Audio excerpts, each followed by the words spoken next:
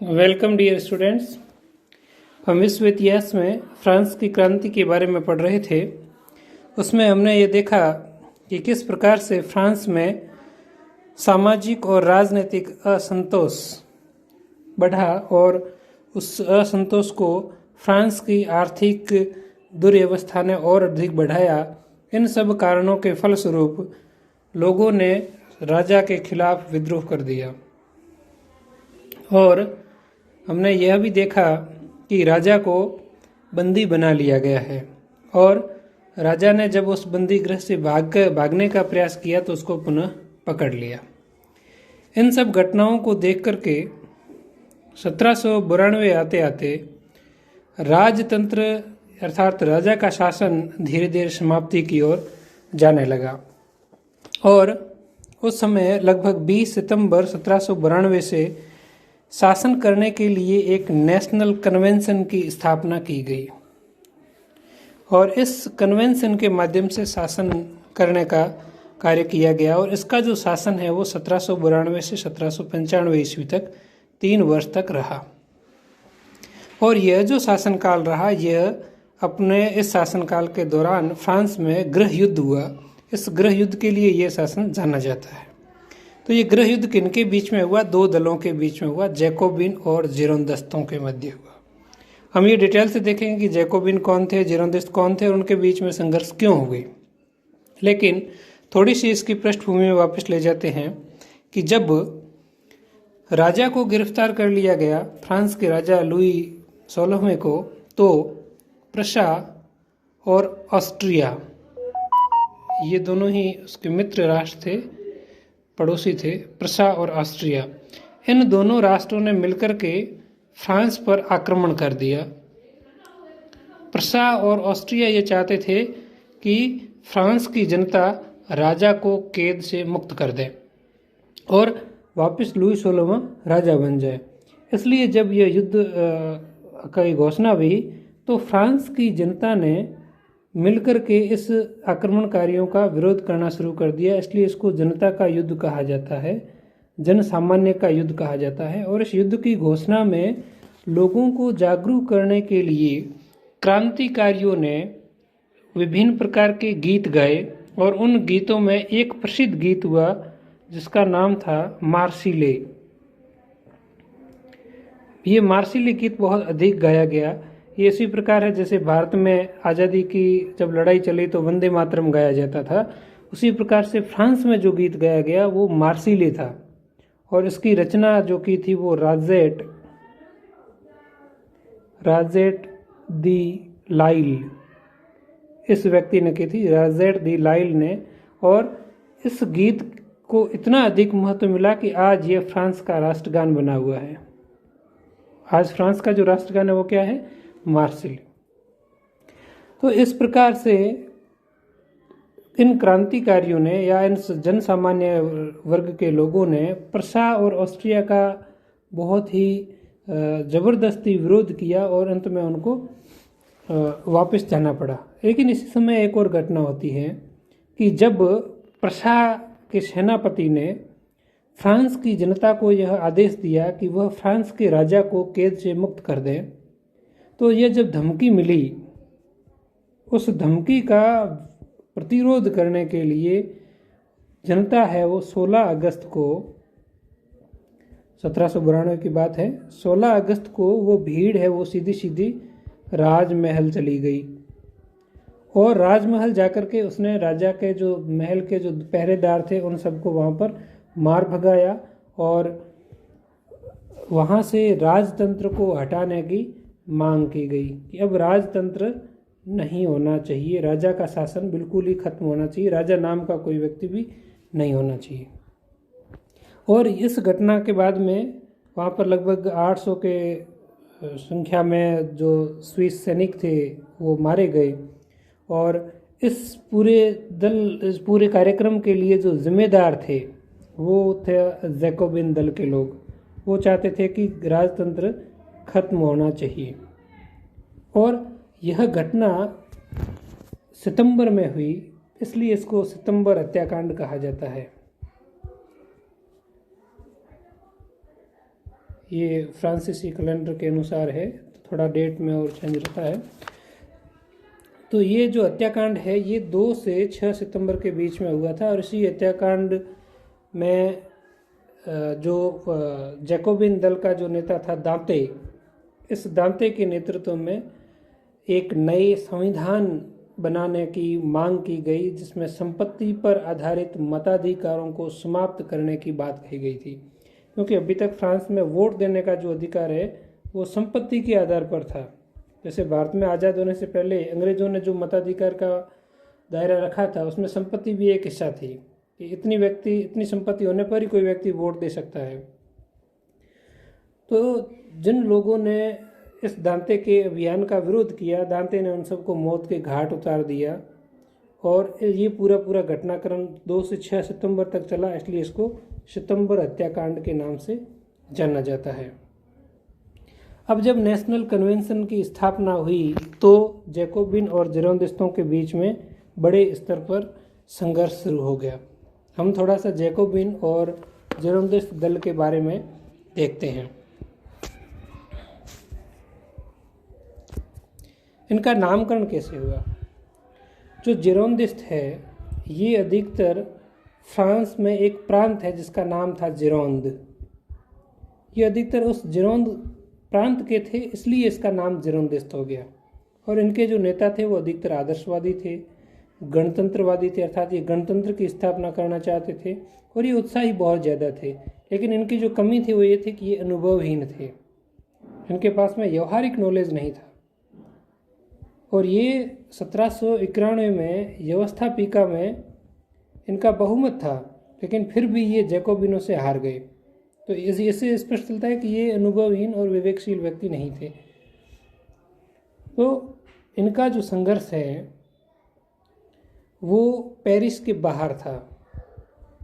Paris इनका केंद्र नहीं था, वो पेरिस के बाहर इनका प्रभाव अधिक था, क्योंकि मूलतः जिरोंद कस्बे के थे, तो वहाँ और आसपास के क्षेत्रों में अधिक प्रभाव था। इसके प्रमुख नेताओं में ब्रिशो और मैडम रोला ये प्रमुख इनके नेता थे। जो जैकोबिन थे इनका नामकरण हुआ जैकब नामक गिरजाघर में ये मिलते थे, इसलिए इनको जैकोबिन कहा जाता है।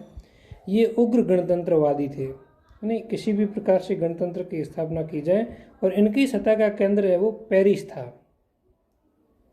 इसलिए जिरोंदिस्ट कहा करते थे कि पेरिस फ्रांस नहीं है, क्योंकि जैकोबिनों का अधिकार केवल पेरिस में था और इनका पेरिस से बाहर। इस दल के जो प्रमुख नेता थे उनमें रोबेस्पियर, दांते, मारा, हेबर ये प्रमुख नेता हुआ करते थे।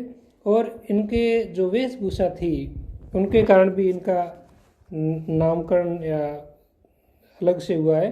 ये लंबी पतलून पहना करते थे, और इस लंबी पतलून के कारण इनको सौ कुलांते कहा जाता है। और ये लाल कलर की टोपी भी पहनते थे। इन लोगों ने, जैकोबिन दल के लोगों ने जो शासन स्थापित किया उसको आंतक का शासन कहा जाता है। आंतक का शासन ये जैकोबिन दल के लोगों के द्वारा स्थापित किया गया था। तो ये जो जैकोबिन दल का जो शासन है वो लगभग 1794 तक चला, जब तक रोबेस्पियर का अंत न हो गया। तो वो किस प्रकार से वो भी आगे अपन पढ़ेंगे। तो थोड़ा सा परिचय हो गया कि जिरोंदिस्ट कौन थे और जैकोबिन कौन थे। अब हम ये देखते हैं कि इन्होंने किस प्रकार से नेशनल कन्वेंशन में अपना काम किया। जैसा कि अभी बताया, नेशनल कन्वेंशन में जैकोबिन जो थे उनका प्रभाव पेरिस में था, जबकि जिरोंदिस्टों का प्रभाव पेरिस के बाहर था। तो जैकोबिन ने इसलिए पेरिस को बहुत ही अधिक महत्व दिया करते थे। और जैकोबिनों का जो सबसे बड़ा दावा था वो ये था कि राजा को सजा देनी है, और सजा देने के लिए कोई अभियोग चलाने की ज़रूरत नहीं है, यानी बिना कोई मुकदमा चलाए राजा को सीधा मृत्युदंड देना जैकोबिन दल का उद्देश्य था। इसलिए इस दल ने अपनी शक्तियों का प्रभाव करते हुए 31 जनवरी 1793 में राजा को मृत्युदंड दे दिया गया। जैकोबिनों ने अपनी शक्ति का प्रयोग करते हुए राजा को मृत्युदंड दे दिया। और जब राजा को मृत्युदंड दिया तब यूरोप के कई राष्ट्रों ने, वहाँ के राजाओं ने फ्रांस के ऊपर आक्रमण कर दिया। उनको यह भय था कि कहीं ऐसा न हो कि उनके देश में ही जनता राजा का विरोध न करना शुरू कर दे, इसलिए उस भय की समाप्ति के लिए इन्होंने फ्रांस पर आक्रमण कर दिया। जो नेशनल कन्वेंशन की जो सरकार है, इससे फ्रांस में दोहरी सरकार बनी। दोहरी सरकार कैसे बनी कि एक सरकार जो थी वो तो पेरिस में हो गई और दूसरी सरकार पेरिस से बाहर हो गई। तो इस प्रकार से दोनों प्रकार की जो शासन व्यवस्था है, दो सरकारें हैं वो एक साथ चल रही थी। एक पेरिस की सरकार या जिसको कम्यून कहा जाता है, और दूसरी शेष फ्रांस की सरकार या जिरोंदिस्टों की सरकार जिसको कन्वेंशन की सरकार कहा जाता है। तो इस दो प्रकार की सत्ताएं हैं वो इस समय फ्रांस में चल रही थी। और इस कन्वेंशन ने गणतंत्र की स्थापना की, जो कि 1792 से लेकर 1795 तक फ्रांस में काम किया। अब जब नेशनल कन्वेंशन पर जैकोबिन दल का अधिकार हो गया तो जैकोबिन दल के लोगों ने आंतक का राज स्थापित किया। और इस आंतक के राज की स्थापना के दौरान उन्होंने क्या किया, उन्होंने एक शक्तिशाली कार्यपालिका का गठन किया। अर्थात शक्तियां जो हैं वो कार्यपालिका में है, न कि व्यवस्थापिका या न्यायपालिका में। और इस कार्यपालिका के 3 भाग बनाए गए।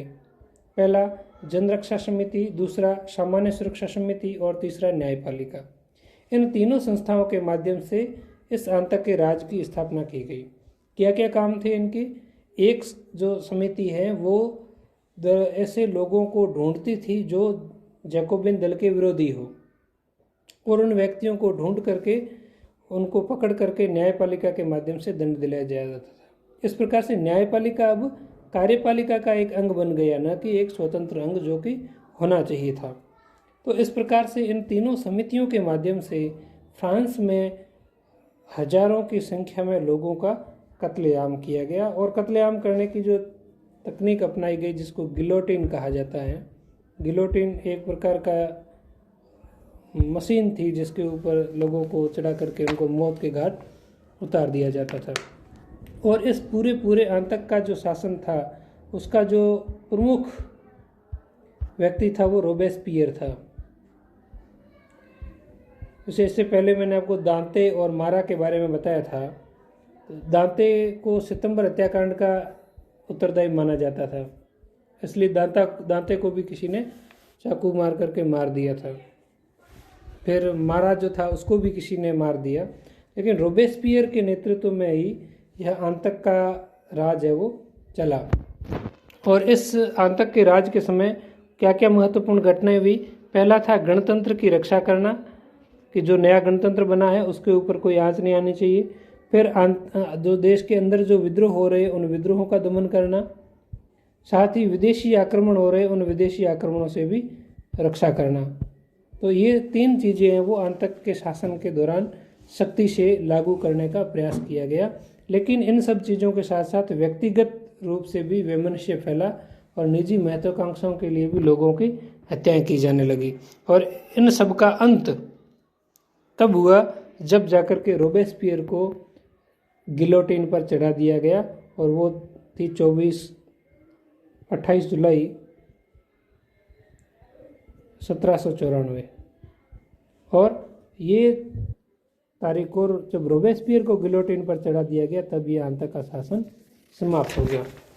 तो इस प्रकार से 1795 आते आते जो नेशनल कन्वेंशन था उसकी शक्तियाँ और उसका जो आंतक का शासन था उन सब से लोग उबाऊ हो चुके थे। इसलिए एक नए प्रकार की व्यवस्था की मांग उठी, और वो मांग है वो डायरेक्टरी व्यवस्था के माध्यम से आगे पूरी हुई। और ये डायरेक्टरी शासन या संचालक मंडल जिसको कहा जाता है, उस संचालक मंडल का शासन रहा वो 1795 से 1799 ईस्वी के बीच में रहा। और यह फ्रांस की क्रांति के बाद में चौथी सरकार थी। इसने भी अपना एक नया संविधान बनाया जो चौथा संविधान बना। तो इस डायरेक्टरी व्यवस्था में क्या था, इसमें 5 व्यक्ति थे जो डायरेक्टर के रूप में काम कर रहे थे। एक व्यक्ति की जगह 5 व्यक्तियों का शासन। और नेशनल कन्वेंशन ने जो नया संविधान अपनाया था उसमें लिखा हुआ था, तो एक नए प्रकार की डायरेक्टरी का शासन स्थापित हो गया। लेकिन डायरेक्टरी की कमी ये थी कि 5 व्यक्ति थे, समन्वय का अभाव था और निर्णय में जल्दबाजी शीघ्रता से निर्णय नहीं लिए जाते थे, इसलिए लेट लतीफ़ी हो गई। और इस कारण से वैदेशिक और आंतरिक मामलों में वो सफलता नहीं मिली जो सोची थी, लेकिन आंतरिक मामलों में वो पूरी तरीके से विफल रहे। विदेशी मामलों में कुछ सफल रहे, क्योंकि इन्होंने जो फ्रांस पर जो दूसरे देशों ने, ऑस्ट्रिया, प्रशा, इंग्लैंड, स्पेन, इन सभी ने जब आक्रमण किए थे, तो उन आक्रमणकारी देशों के साथ में विभिन्न प्रकार के संधि समझौते करके उन युद्धों को समाप्त कर दिया। साथ ही इन्होंने इस समय नेपोलियन बोनापार्ट को अपनी सेना में लिया और नेपोलियन ने आक्रमण करके ऑस्ट्रिया को युद्ध में हरा दिया और अन्य देशों के साथ में संधियां कर दी। अब केवल इंग्लैंड ही बचा था जिसको पराजित करना था।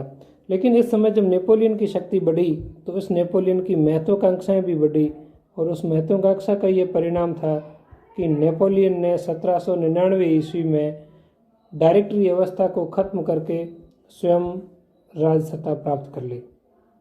तो इस प्रकार से फ्रांस की क्रांति का जो भाग है वो अपने अंतिम चरण में जाता है, और 1799 तक है वो क्रांति का जो अंतिम अवशेष था, जो राजतंत्र को खत्म करने का प्रयास किया जा रहा था, वो नेपोलियन ने 1799 में आते आते पुनः राजतंत्र की स्थापना करके उसको रोक दिया। अब यह अलग बात है कि नेपोलियन ने क्या स्वतंत्रता की मांग को रोका या आगे बढ़ाया, वो अपन नेक्स्ट टॉपिक में पढ़ेंगे, नेपोलियन बोनापार्ट के बारे में पढ़ेंगे तब। आज के टॉपिक में हम इतना ही पढ़े हैं कि कन्वेंशन का शासन किस प्रकार से था, जिसमें आंतक का राज स्थापित हुआ, और किस प्रकार से जैकोबिन और जिरोंदिस्टों ने विवाद और संघर्ष की राह पकड़ी, और उस काल में फ्रांस के ऊपर किन किन देशों ने आक्रमण किया और उसका किस प्रकार से प्रतिरोध किया। और अंत में हमने ये देखा कि डायरेक्टरी व्यवस्था के माध्यम से जो 5 लोगों के व्यक्तियों की समिति के माध्यम से शासन किया जा रहा था, तो उसकी उपलब्धियां कहाँ कहाँ रही और किस प्रकार से वो कमज़ोर साबित हुआ। और इसी डायरेक्टरी व्यवस्था, इस डायरेक्टर के जो 5 लोग थे उसमें एक नेपोलियन का भाई भी था, तो नेपोलियन को सत्ता की सीढ़ियाँ चढ़ने में सहूलियत हुई। तो किस प्रकार से डायरेक्टरी की कमजोरी से नेपोलियन के उद्भव को मौका मिला, ये सब आज हमने देखा है। नेक्स्ट टॉपिक में हम नेपोलियन बोनापार्ट के बारे में पढ़ेंगे। Thank you.